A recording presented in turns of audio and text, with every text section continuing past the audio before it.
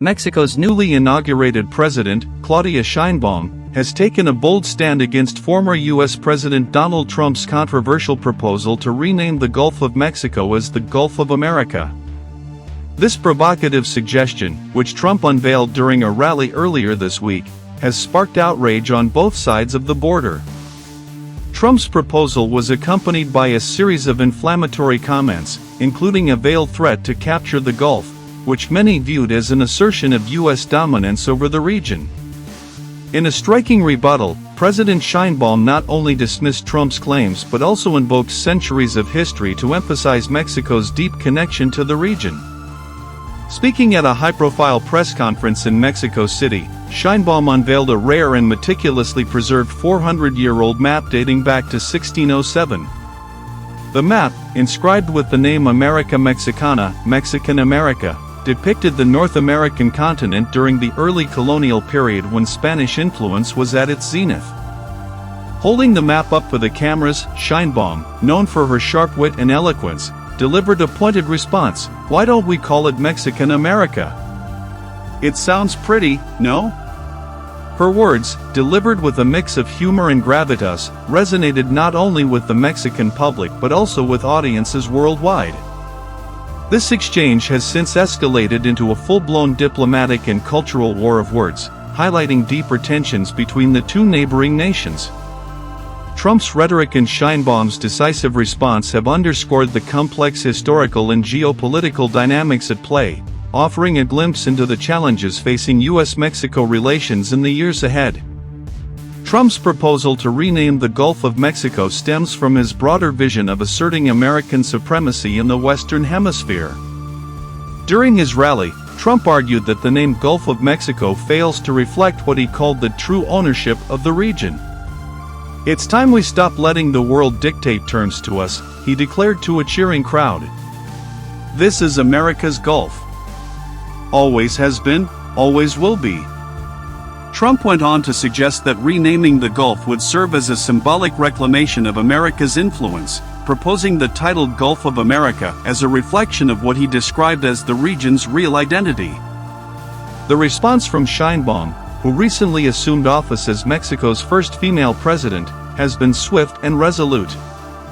Her use of the 1607 map was not only a rebuttal to Trump's claims but also a symbolic assertion of Mexico's historical and cultural ties to the region. The map, a relic of the colonial era, illustrates a time when much of what is now the United States was considered part of the Spanish Empire, with Mexico serving as its administrative and cultural center. By invoking this historical context, Sheinbaum sought to remind the world that Mexico's presence in the Americas predates the United States by centuries. "Mexico has always been a land of resilience, culture, and history," Sheinbaum stated during the press conference. "Our ties to this region are not just political or economic, they are deeply rooted in our identity as a nation. To suggest otherwise is to ignore the rich tapestry of history that binds us to this land." The unveiling of the map has sparked a wave of reactions across Mexico and beyond. Social media platforms have been flooded with hashtags like #America Mexicana and #Gulf of Mexico, as Mexicans rally behind their president. Editorials in Mexican newspapers have praised Sheinbaum's response as a masterstroke of diplomacy, blending historical insight with a strong defense of national sovereignty. Dr. Alejandro Vargas, a prominent historian specializing in colonial Latin America, described Sheinbaum's use of the map as a brilliant move. By presenting this artifact, President Sheinbaum reminded us that history is not just a collection of dates and events, it's a powerful tool for understanding and asserting identity, Vargas explained. The name Gulf of Mexico is not just a geographical label. It's a testament to centuries of shared history, culture, and struggle. In the United States, Trump's remarks have faced significant backlash, even from within his own party. Critics have accused him of reigniting divisive rhetoric at a time when U.S.-Mexico relations are already under strain. Political analysts have noted that Trump's comments risk alienating Mexico, a key ally in trade, security, and migration issues. This is not just about a name, said Dr. Emily Carter, an expert in U.S.-Mexico relations.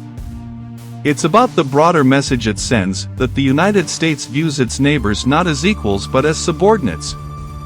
Trump, however, has doubled down on his stance, dismissing Sheinbaum's historical references as irrelevant. In a televised interview, he argued that the map, while interesting, has no bearing on contemporary geopolitics. History is nice, but we're talking about the future, Trump said. The Gulf belongs to America because America is the greatest country in the world. The exchange has drawn the attention of international observers, with many questioning the implications of Trump's rhetoric for global diplomacy.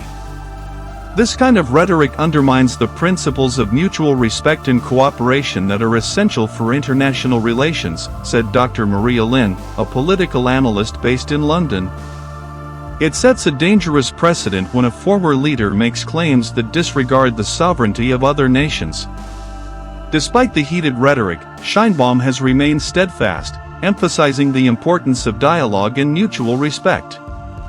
Mexico will always advocate for peace and understanding, she said. But let it be clear, our sovereignty is not up for debate. As the war of words continues, the controversy over the Gulf of Mexico's name has become a symbol of broader geopolitical tensions. For Mexico, it represents an opportunity to assert its historical and cultural identity on the global stage. For Trump, it is yet another chapter in his ongoing efforts to reshape America's role in the world. The stakes are high, and the outcome remains uncertain. Will this conflict lead to greater understanding and collaboration, or will it deepen the divisions between two nations that share a complex and intertwined history? Only time will tell, but one thing is clear: the Gulf of Mexico, whatever its name, has become the latest flashpoint in the enduring struggle for influence and identity in the Americas.